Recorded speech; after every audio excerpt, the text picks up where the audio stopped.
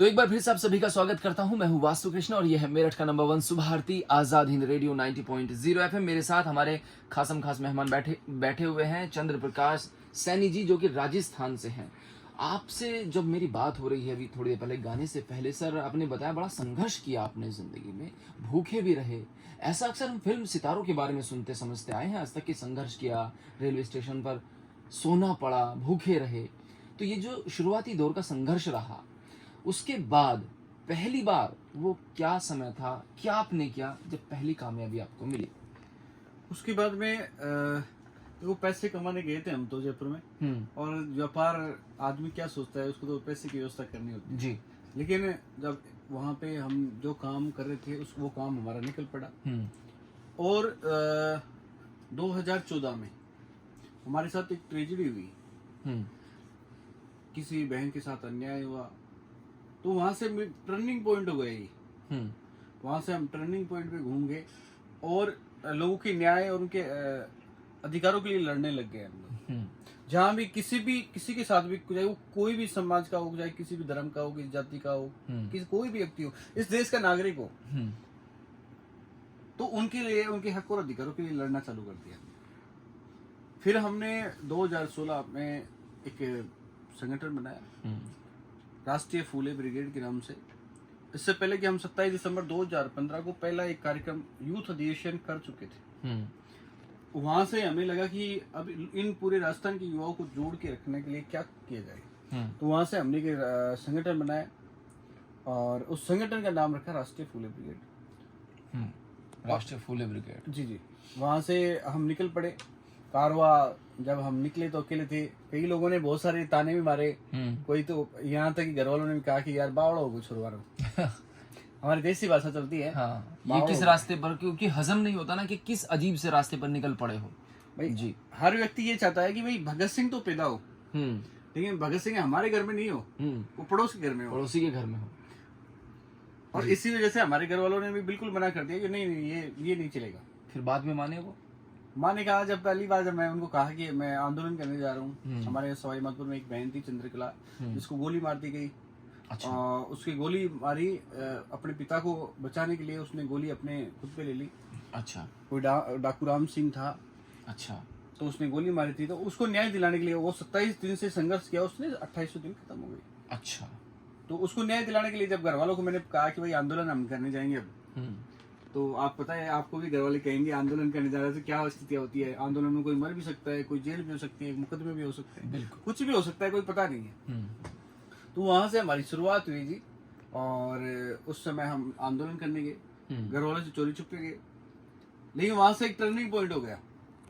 वहां से आपको एक नई पहचान मिली और ये मोटिवेशन भी मिला कि हम आंदोलन कर सकते हैं। लगातार उसके बाद में लगातार बहुत सारे आंदोलन हुए।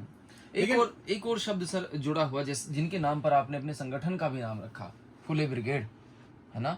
तो ज्योतिबा फुले और सावित्रीबाई फुले जी के बारे में हम लोग इतना जानते हैं, एक पूरी क्रांति उन्होंने ला दी। आप उनकी सोच को लेकर भी आगे बढ़ रहे हैं। उसके बारे में हमारे युवाओं से जो इस वक्त आपको सुन रहे हैं, आप क्या कहना चाहेंगे, उनके बारे में कुछ बताना चाहेंगे? देखो, आज इस बात करें इस देश में, इस देश के निर्माण में, तो ग्रेट महात्मा ज्योतिबा फुले और माँ सावित्रीबाई फुले का बहुत बड़ा योगदान है जी। और आज बड़े ये दुर्भाग्य की बात है कि देश को आजाद हुए 75 साल हो गए, इसके बाद में भी उनको आज तक भारत रत्न हम दे नहीं पाए जी। ये हमारे लिए बहुत बड़ी विडंबना की बात है, बड़े दुख की बात है। इसके पीछे रीजन ये है कि देश की प्रथम महिला अगर देखी जाए तो माँ सावित्रीबाई फुले जी। और अगर शिक्षा के लिए सबसे ज्यादा काम किया तो वो ग्रेट महात्मा ज्योतिबा फुले ने किया। मैंने जब उनकी किताबें पढ़ी, मेरे ऊपर भी कई बार बहुत सारे कीचड़ उछाले जाते हैं और बहुत सारे आरोप प्रत्यारोप भी लगते हैं, पता नहीं लोग क्या क्या कहते रहते हैं जी। लेकिन जब मैंने उनकी जीवनी पढ़ते हैं तो लगता है कि हम उनसे 10% भी स्ट्रगल नहीं कर रहे। आपको पता नहीं होगा, जब ग्रेट माँ सावित्रीबाई फुले जब बच्चों को पढ़ाने जाती थी तो उस पर कीचड़ फेंक दिया जाता था, टट्टी फेंक दी जाती थी और पता नहीं कितने उन पे अत्याचार किए जाते थे, लेकिन उन्होंने जीवन में एक ही रखा कि मुझे लोगों को शिक्षा देनी है। और आपको पता है, महात्मा ज्योतिबा फुले ने कहा था कि शिक्षा वो शेरनी का दूध है, जो इसको पिएगा वो दहाड़ेगा। और उसी रास्ते पर हम लोगों को आज एजुकेशन के लिए बहुत मोटिवेट किया। उस समय उन्होंने बहुत सारी कॉलेजें स्कूलें खोली और हमारा तो मकसद ये है कि, और आपके चैनल के माध्यम से सरकार को एक बार फिर कहना चाहूँगा कि आप ऐसे महान पुरुष को, कि वो किसी एक जाति से नहीं है, एक धर्म से नहीं है, किसी और से भी संबंध नहीं रखते, वो तो पूरे देश के महापुरुष सभी के होते हैं और महापुरुष होते हैं, वैसे सभी के महापुरुष हैं। तो उन्होंने तो देश के लिए बहुत बड़ा अपना योगदान दिया है। उनको जल्द से जल्द भारत रत्न देकर एक सुशोभित करें और एक गौरव, जो गौरव का रूप है वो मिले, उन्हें गौरवान्वित करें और वो हमारे आदर्श हैं। बहुत ही अच्छा काम सर आप कर रहे हैं और जैसा कि आपसे बात करके मुझे लगा कि आपको जो मोटिवेशन मिलता है वो उनके जीवन से संघर्ष और कहीं ना कहीं आपकी ज़िंदगी में बड़ा जो योगदान रहा उनकी ज़िंदगी को लेकर, जो आज प्रचार भी आप उनको कर रहे हैं, उनके आदर्शों को लोगों को बता रहे हैं।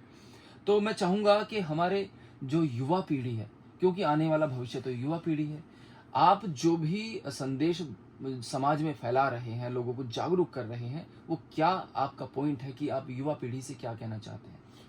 मैं सबसे पहले तो हमारे बुजुर्गों को एक मैसेज देना चाहूँगा। जी, बुजुर्गों को देना चाहेंगे? बिल्कुल। अच्छा।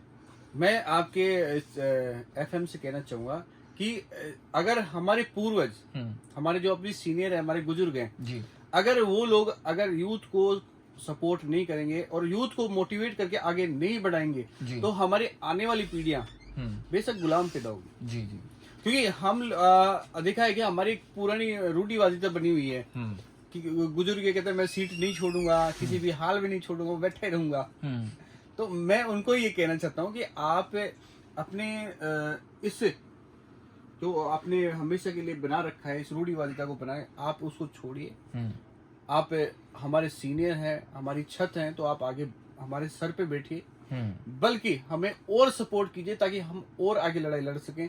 अभी राजस्थान में ही नहीं, अभी तो पूरे भारत में हमारी एक मांगे चल रही हैं, 11 सूत्रीय मांगे चल रही हैं जी। उन 11 सूत्रीय मांगों को लेकर अभी हमने राजस्थान में बहुत बड़ा हल्ला बोल भी किया है।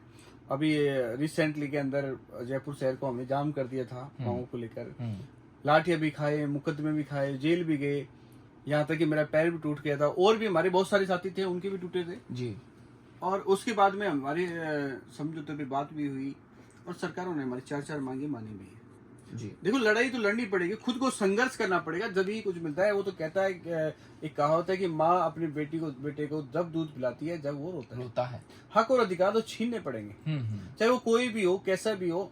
आपको भी भारतीय संविधान, बाबा भीमराव अम्बेडकर ने संविधान लिखा है, उन्होंने लिखा है कि सबको समानता का अधिकार दिया जाता है जी।